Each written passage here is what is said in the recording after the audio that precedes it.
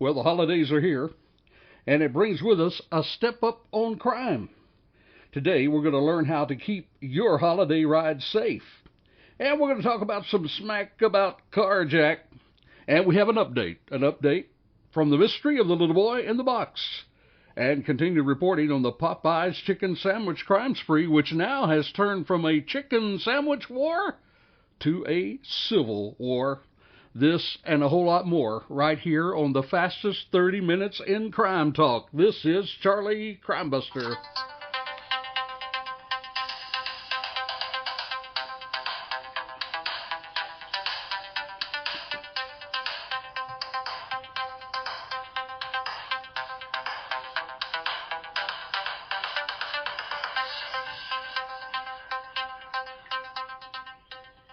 Well, hello and welcome to the Charlie Crimebuster Show. We're very delighted to have you with us today. We've got a great program planned today, and we're excited about sharing with you some of the exciting tips about how to keep safe during the holiday time. Hey, we want to thank you for listening today. Whether you are listening from your car on the way to work and back from work, or whether you're at home just enjoying a leisure afternoon. The great thing about a podcast, you can listen to it anytime you want to. You can just decide the best time for you. Thank you so much for being a part of our listeners all the way from the Keys in Florida all the way to Washington State. We have listeners, and we appreciate each and every one of you. Well, we're going to be talking about the feature story on how to keep your holiday ride safe in the holidays. But before we do that, we have a Charlie Crimebuster scam alert. Now, these are scams that usually will use phone calls and the internet to inform you of some news that will get you to turn over some personal information. And the millions that are taken usually is taken from good people all over the world and even here in the United States. For example, people even make calls pretending to be the police to scam you out of your money. Consider this story, which is confirmed by a local sheriff's department. Caller pretending to be deputy gets victim to send $2,000 in gift cards. According to this article, the victim sat on the phone outside of the sheriff's office for hours. For 5 hours. An elderly woman sat in her car, crying and holding her cell phone to her ear. The Brevard County Sheriff's Department, they tell us that a woman thought she had to stay on the phone because the caller told her that they were a deputy. Because she believed that she was going to be arrested and figured she better stay there. That's what the police say. She figured they have the authority to hold her there. Now, the person on the other end of the phone, well, they were just pretending to be a Brevard County Sheriff's deputy, threatening to arrest the senior for not paying a fine. This is a government scam. That's what police tell us. The scammer calls. They say that you failed to show up for jury duty, or there's a warrant for your arrest for failure to submit to a DNA test. And they say you can avoid going to jail today if you pay the fines. Now the caller ordered this woman to drive to a store to purchase $2,000 in prepaid cash cards, then to drive to the sheriff's office building to read off the numbers on the gift cards. Now, police say the caller sent the woman to a sheriff's office administration building that did not house deputies. The scammers knew that this was an address of the Brevard County Sheriff's Office. They sent her directly to the sheriff's office, had her sit there for 5 hours. This was how they legitimized their scam.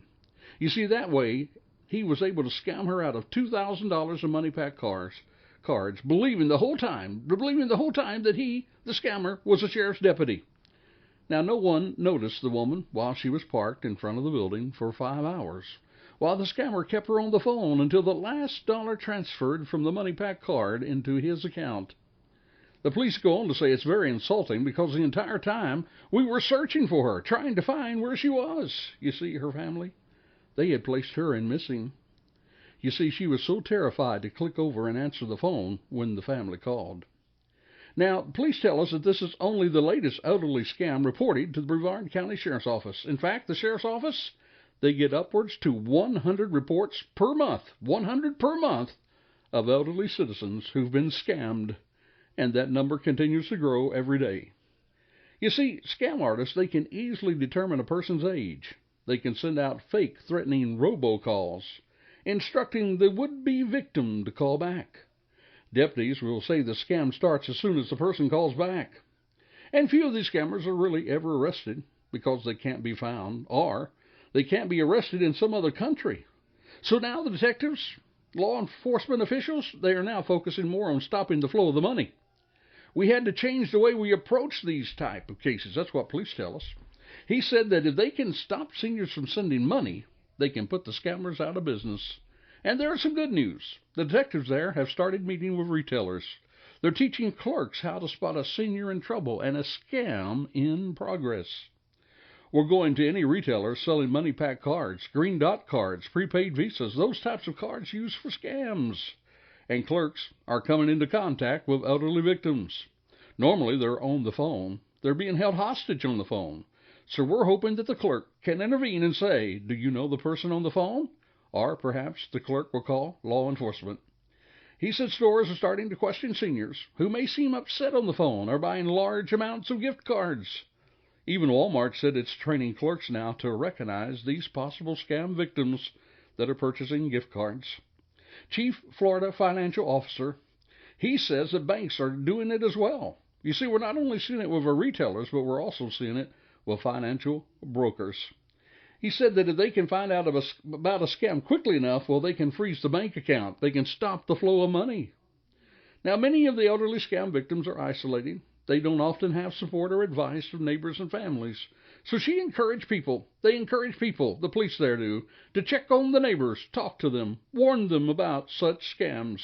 We've got to get everyone involved. We have to get clerks, bank tellers, our community involved. And my friend, a message to you and I. If your local law enforcement is not doing things like we have described, well, have a talk with them. Suggest that they take a look at what others are doing there in Brevard County to protect victims, protect the elderly in their communities. Now, our feature today, though, is about how to protect your ride. And that problem, my friend, is much bigger than perhaps you realize. You see, carjacking is underreported in many jurisdictions because some don't use the special code for carjacking.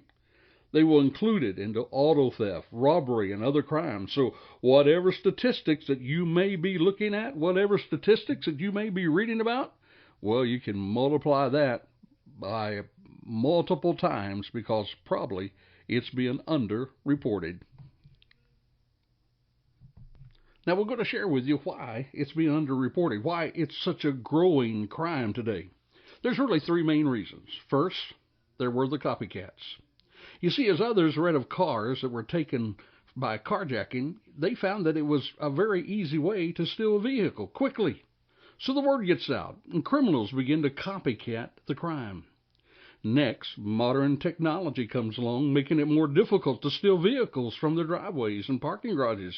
You see, they now have alarms. They have tech gadgets to protect the ride. So it's easier just to have a weapon and carjack a victim and take the ride. And then there became a third reason. A third reason carjacking begins to increase. You see, criminals need a getaway car often to escape their crimes from. Say robbing a bank or some other crime. They do not want to get caught through someone tracking their own vehicle, so why not jack yours? Use your own vehicle in their commission of their crime. You see, today carjacking is on the increase. And it can become dangerous, something which you do need to take the time to protect yourself and your family from. And we're going to share with you some of that useful information on how you can do that. Now, that term, carjacking, that's interesting. It came from the same term as hijacking. You see, in the 60s all the way to the 80s, there was a rash of semi-trucks that were hijacked. You see, they would take over their rigs to steal the merchandise off the trucks. Then there became reports of cars that were taken in much the same way. People were thrown out of their cars, often violently. Some were punched, kicked, pistol whipped. Thus the term carjack came into being, and then the crime began to grow because of the reasons that we outlined for you. Well, we're going to tell you about how to protect that ride, how to keep that ride safe. But next, let me ask you, do you remember the podcast that we recently released regarding the mystery of the little boy in the box? Well, we promised to keep you updated. on the story how a little boy from Central Florida was found way up in Buffalo on a porch in a box. This story comes to us from Buffalo, New York. From Buffalo, New York, WIVB TV. They tell us that among new developments in the murder investigation surrounding the parents of the little boy found on a porch 10 weeks ago, 2 bodies now have been positively identified, and the focus is now on trying to identify a 3rd victim. You see, authorities working this case have been very tight-lipped about all of it. But this past Monday, a few more pieces of a very complicated puzzle fell into place.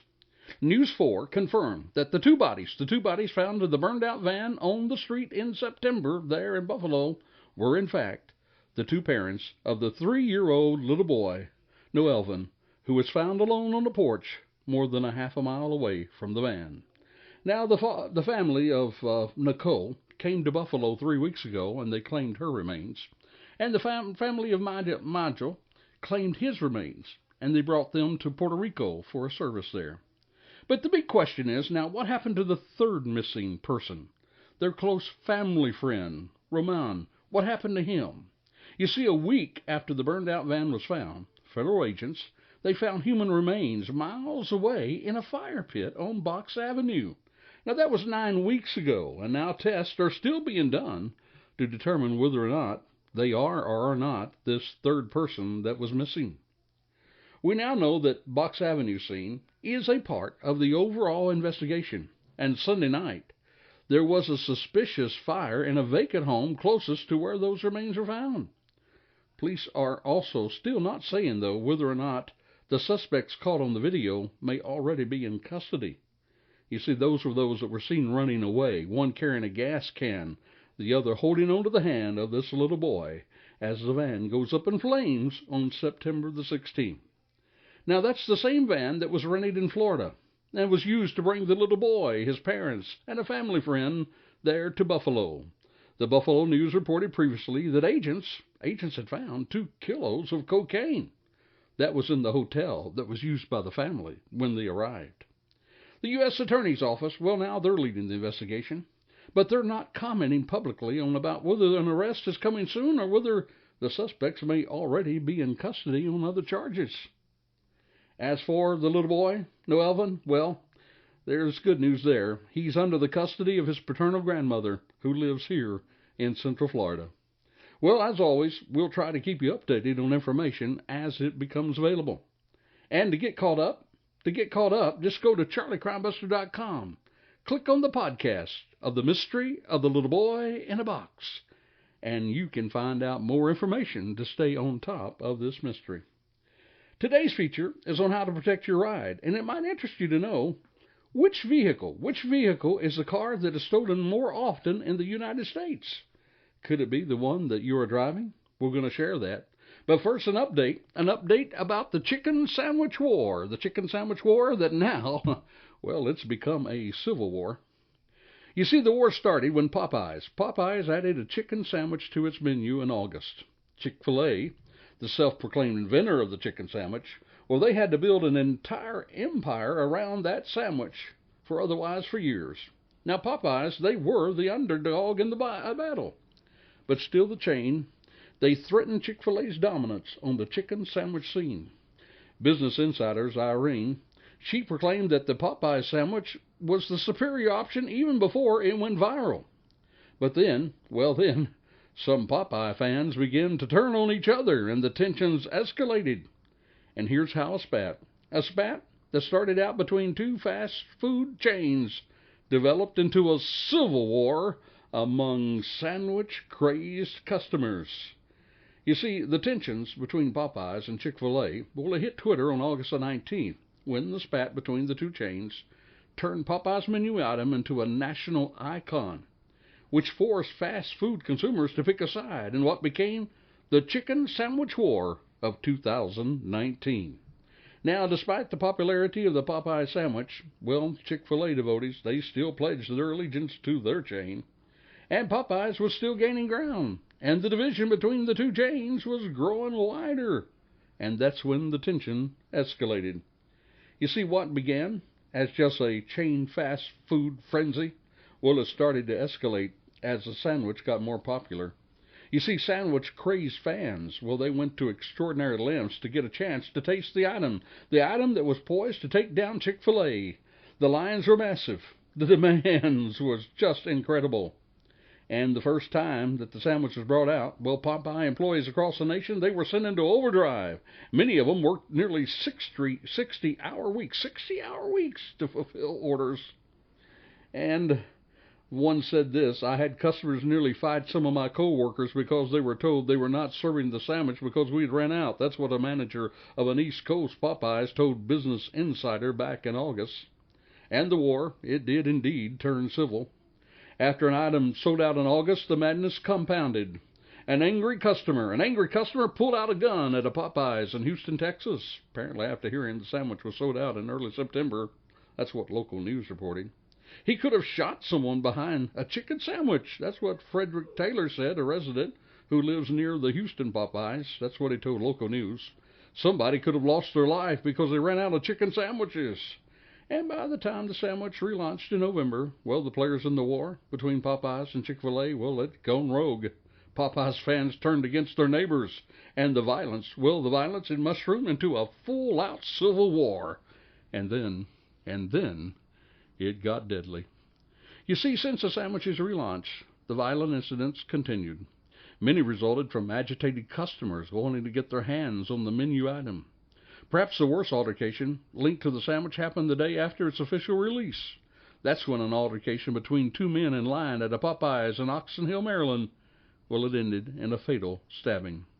Police confirmed that the incident, well, it was related to the release of the sandwich at the restaurant.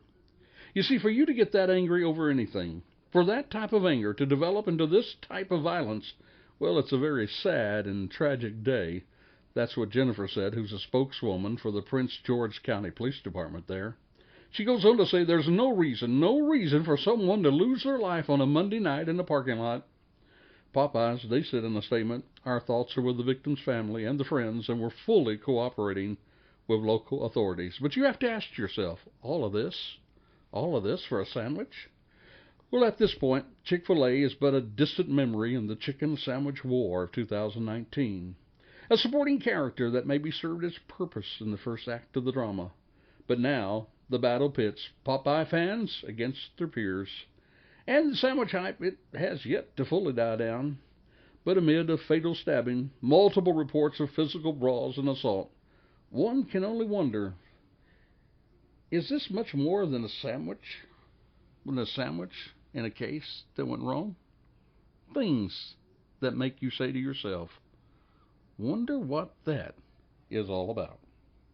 All right, our feature story today is how to protect your ride. Remember, every 45 seconds, motor vehicles are stolen. And of those, 700,000 of those vehicles are automobiles. Now, guess which one? Guess which one? Which one is the most popular for thieves to steal? Well, the National Insurance Crime Bureau released a list of the most stolen vehicles in the United States for 2018. Now, the National Insurance Crime Bureau, they listed a list of the most stolen vehicles. More than 748,000 vehicles were stolen last year. That's according to the NICB. And NICB officials said that this is a 3% decrease from 2017. That's good news, but still, remember, 748,000 vehicles? Well, that's sure a whole lot of cars. And which is the one? Which is the one? Which is the one which is the most stolen vehicle in 2018? Well, here it is. The 2000 Honda Civic. The 2000 Honda Civic was the most stolen vehicle in 2018. And how about the pickup? The pickup? Well, it was the GMC pickup. Yep, the GMC pickup was the most stolen 2018 model. Now, investigators, they are reminding people not to leave keys in the ignition. They're also reminding drivers to lock the doors and close the windows. In fact, the NICP Chief Operating Officer, he said drivers need to have extra careful driving, especially during shopping, holiday shopping. Our message is to pay attention. Be aware when you get out of your car, how you're leaving your car, how you're locking it, that you have the fob, and that you're aware of your surroundings. He goes on to say thieves may be interested in the presence in your car or even the actual vehicle. You have to be aware of the fact that people may be watching you as you move to the parking lot after shopping all day. And officials also, they do encourage you to park in a well-lit area.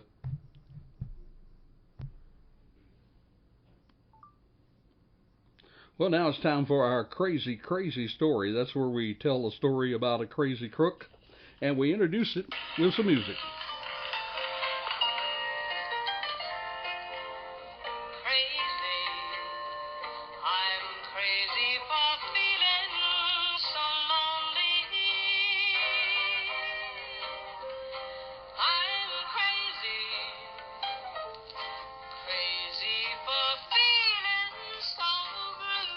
All right, that's Patsy Cline telling us that we're crazy, but I'll tell you something else that tells us they're crazy, and that's crime, crazy crooks.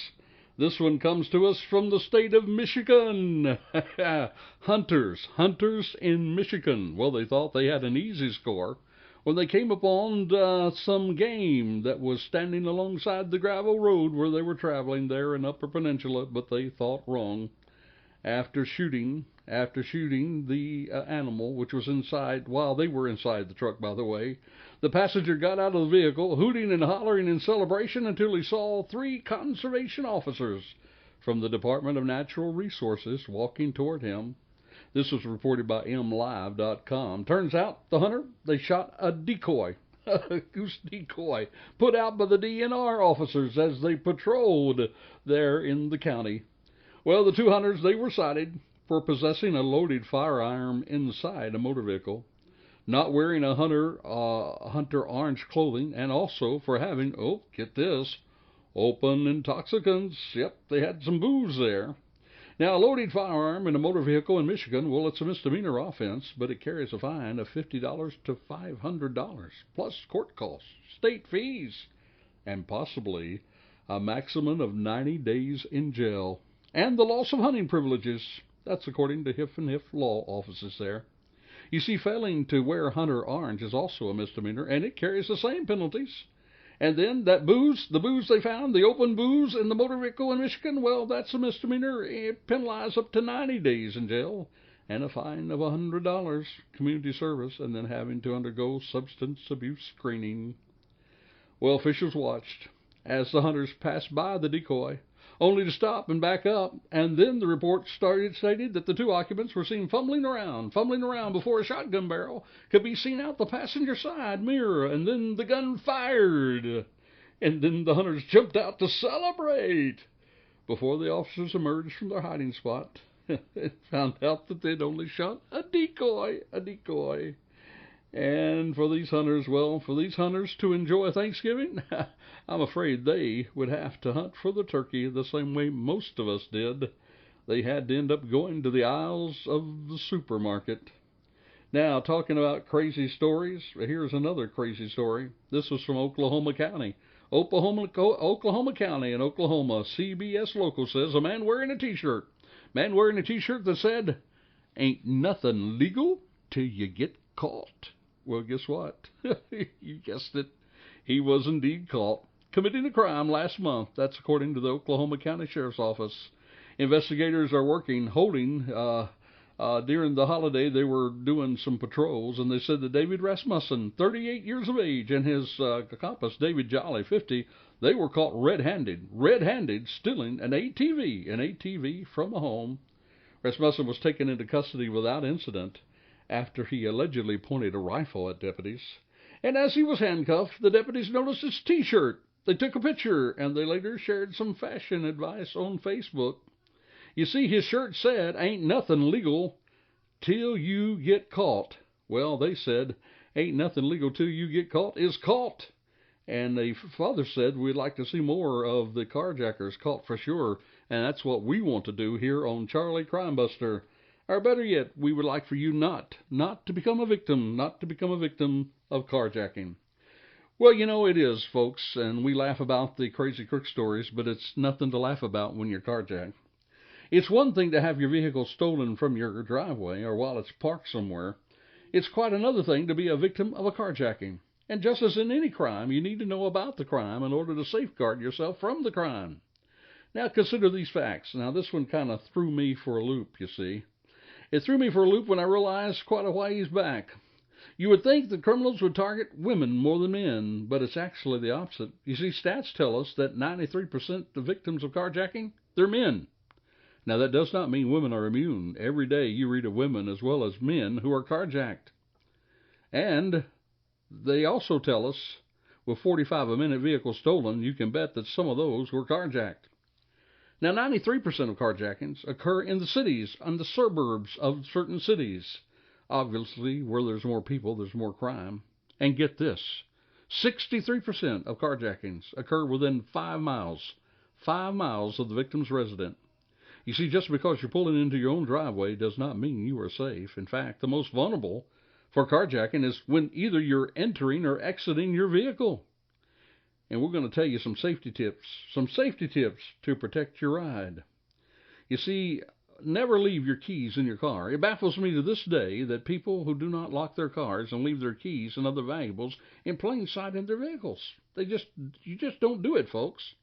Next, maybe consider a car alarm, a steering wheel lock.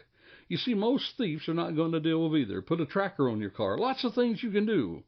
By the way, if you do get carjacked and they take your car, well, don't think you're going to run it down because your phone they kept when they carjacked you. You see, most will get rid of that in the first 3 minutes of the heist. So let's talk about carjacking and how you can keep safe.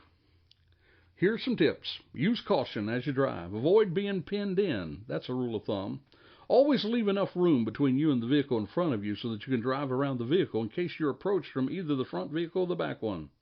You see, the best way to do that is always stop where you can see the rear wheels of the vehicle in front of you.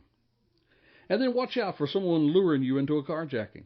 One way they do it is what I call the bump and jump. They bump your car, and when you get out, they jump out and they carjack you. If you suspect that, don't pull over immediately. Call the police as you go and tell them you're driving slowly to a well-crowded area to exchange information. Watch out for intersections, especially in high-crime areas. Beware of strangers approaching you. Keep your windows up and doors locked at all times. And if confronted with a weapon, or if they can overpower you, listen carefully. Give up the ride. Give up the ride. Most of the time, they just want your vehicle. Let them take it. That's the best way to handle it. You can always get another vehicle. You cannot get another life on this earth. See, only one expiration date per person. The only time I'd really suggest you fighting for it is if they want to take you. Then you're going to have to decide. Do you want to fight it when you have more or less control? If there are people around, scream. Fight for your life if they're trying to kidnap you. Sometimes you might survive a kidnapping, but usually only after considerable harm is done to you. If they want the car, give it up quickly and get away. If they want you, then you have to choose. Keep in mind that most carjackings, people survive of only the loss of their vehicle and peace of mind. Rarely ever do they lose their lives. Still, you have to create that type of inner warning system that lets you know when to fight and when to flight. Listening to our podcast will help you develop that inner knowledge that will come to you at the right time to help you know what to do when and if you're ever a victim of carjacking. So there are some tips to keep your ride safe. And as always, we encourage you to join us at charliecrimebuster.com, where we have safety tips there on our resource page, including a list of safety apps, the best safety apps of 2019.